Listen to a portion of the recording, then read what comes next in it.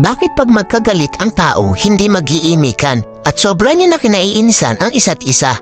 Hanggang sa hindi niya na namamalayan ang tagal niyo na palang hindi nagpapansinan. Bakit nga ba? Dahil ba sa sama ng loob o malin na gawa o dahil sa mataas na pride?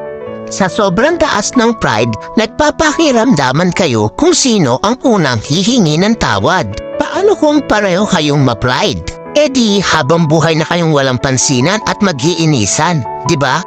Alam niyo ba ang kasabihang, it's better to lose your pride because of your love than to lose your love because of your pride?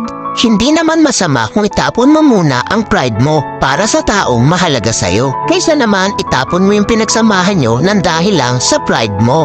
Wala namang masama o mawawala kung ikaw ang unang lalapit o iimik. Ika nga, ang nagmamataas ang siyang ibinababa at ang nagpapakumbaba ang siyang itinataas. Kaya huwag ugaliin na magkimkim ng galit dahil ang galit ay basura lang sa ating puso at isipan.